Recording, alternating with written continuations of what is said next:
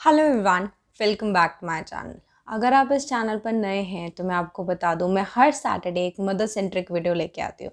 Mother centric से मेरा मतलब है मदर इन बेबी केयर, कुछ टिप्स और ट्रिक्स, मेरे पर्सनल हैक्स और एक्सपीरियंस जो मैं आपके साथ शेयर करती हूँ हर सैटरडे को।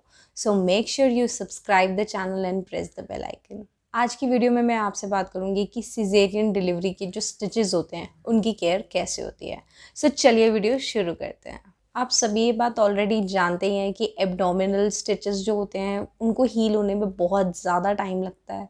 हमारी बॉडी में सी सेक्शन के बाद स्पेशली बहुत ज़्यादा चेंजेस आते हैं। डिलीवरी के बाद ऑलरेडी बहुत चेंजेस होते हैं। सी सेक्शन के बाद जो रिकवरी होती है वो बहुत धीरे हो जाती है। आज मैं आपके साथ अपना एक्सपीरियंस, मेरी इतनी जल्दी रिकवरी कैसे हुई, मेरे स्टिचेस में touchwood by the God grace कोई दिक्कत नहीं आई।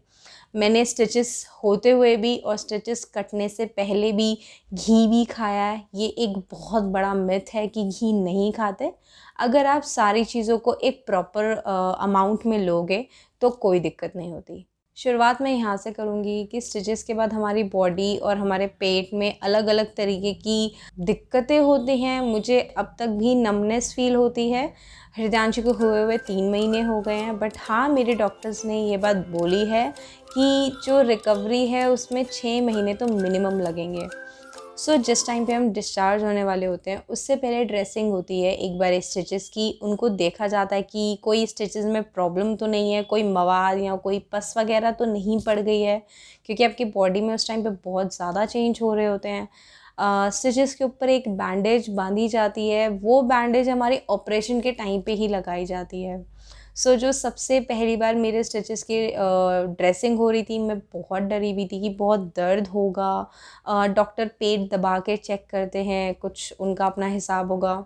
मैं बहुत ज़्यादा डर रही थी, मैं बहुत घबरा रही थी, पर मुझे फ़ील तक नहीं हुआ कि उन्होंने मुझे टच किया, मेरे पेट पे हाथ रख के उसे ज़ोर से दबाया एंड स्टिचेस देखे उन्होंने थोड़ा सा अपने, जैसे भी डॉक्टर्स देखते हैं अपने अकॉर्डिंग।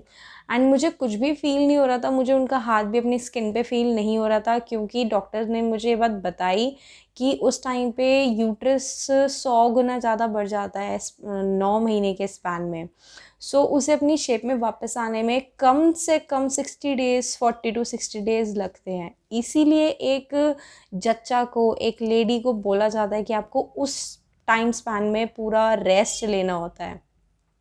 और सी सेक्शन के बाद ये प्रोसीजर और ज़्यादा स्लो हो जाता है, क्योंकि यूट्रस के ऊपर भी स्टिचेस होते हैं। वो रिकवरी होने में थोड़ा टाइम ज़्यादा लगेगा ही। मुझे कुछ भी फ़ील नहीं हो रहा था। तो उन्होंने बताया कि अभी कुछ दिनों तक आपकी बॉडी थोड़ी-सी नम रहेगी, आपका लोअर एरिया थोड़ा नम रहेगा। नम यानी सेंसलेस प्रॉपर तरीके से नहीं, बट हाँ, जब तक वो मेरे को बहुत ज़ोर से टच नहीं कर रहे थे या पेट दबा नहीं रहे थे, तब तक मुझे उनका हाथ फ़ील नहीं हो रहा था। ठीक है, मुझे इतनी दिक्कत नहीं हुई। मुझे जो नेक्स्ट विज़िट के लिए बुलाया था, वो बुलाया था हफ़्ते बाद, जो कि स्किन के ऊपर स्टिचेस थे और हफ़्ते बाद वो कटने थे। मैं उस टाइम पे भी बहुत घबराई हुई थी। मुझे घी, तेल वग़ैरह हर चीज़ के लिए मना किया गया था।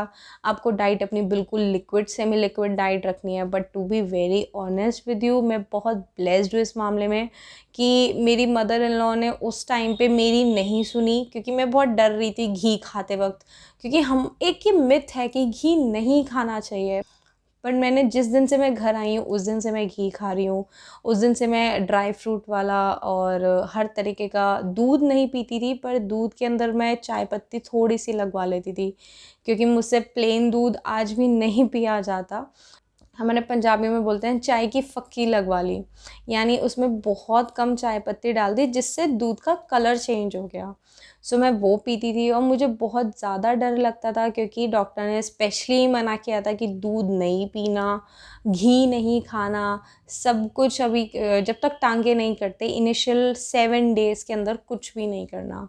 बट मेरे को घी भी मिला, मैंने घी खाया, मतलब खाना पड़ा उस टाइम पे तो डाँट पीट के खिलाते थे, ज़रूरी है, खा तू। तो मुझे बहुत डर लगता था। मैं 7th डे गई और मुझे डॉक्टर ने बोला कि आपके स्टिचेस तो मतलब बहुत सही हैं, बहुत हेल्दी हैं। अरे लाइन तो दिख भी नहीं रही जो स्टिचेस की लाइन थी।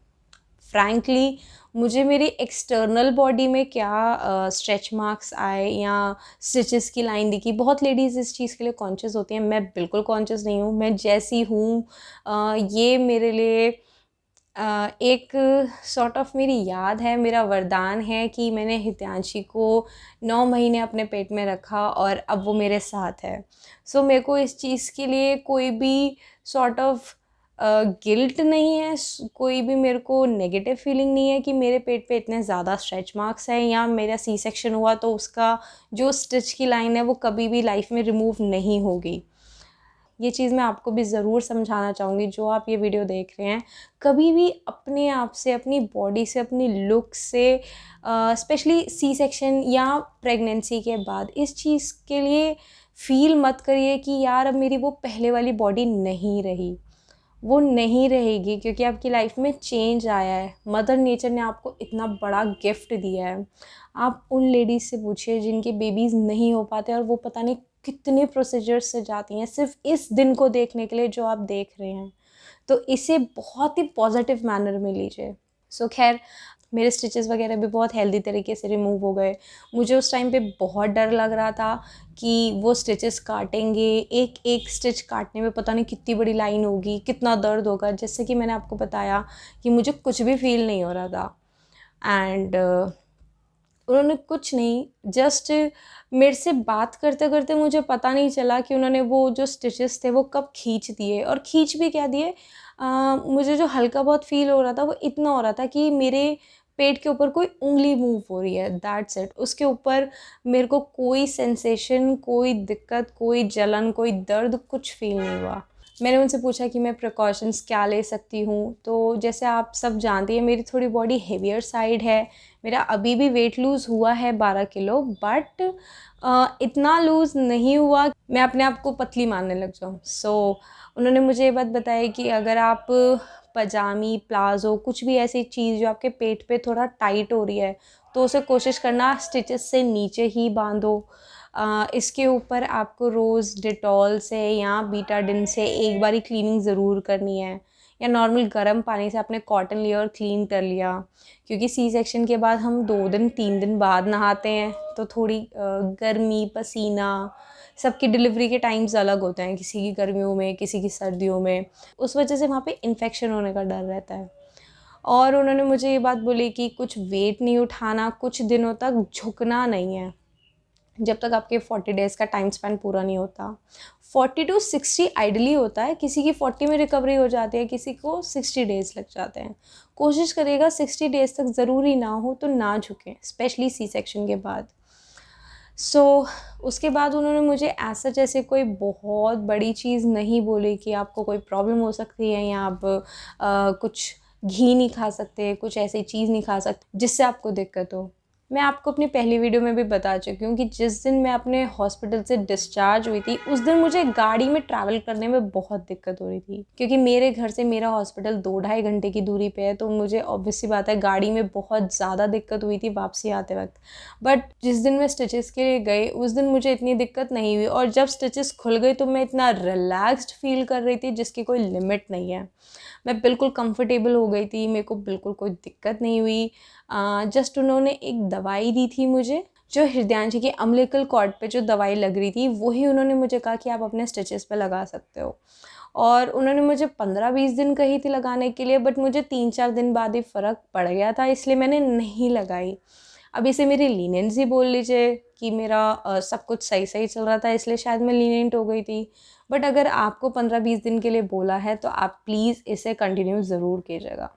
जिस दिन मैंने स्टिचेस रिमूव हुए उसके बाद तो मैंने भर भर के घी खाया है, जितना मैं स्टिचेस रिमूव होने से पहले खा रही थी मेरी मदर इन लॉ ने क्वांटिटी उससे डबल कर दी थी।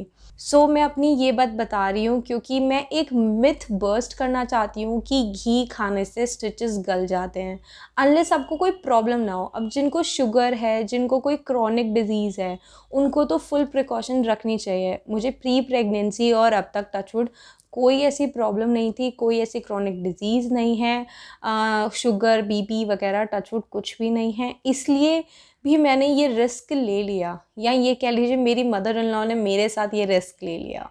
पर अगर आपको कोई दिक्कत है तो आप वही करिए जो आपके डॉक्टर कहें। सो आज की वीडियो के लिए इतना ही।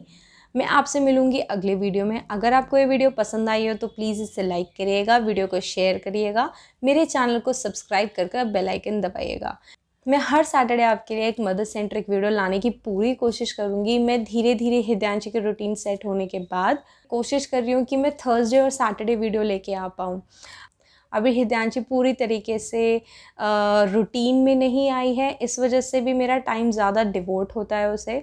बट जैसे ये सब कुछ बैक टू नॉर्मल हो जाएगा, मैं कोशिश करूँगी मैं हर थर्सडे और हर सैटरडे वीडियो लेके आऊँ।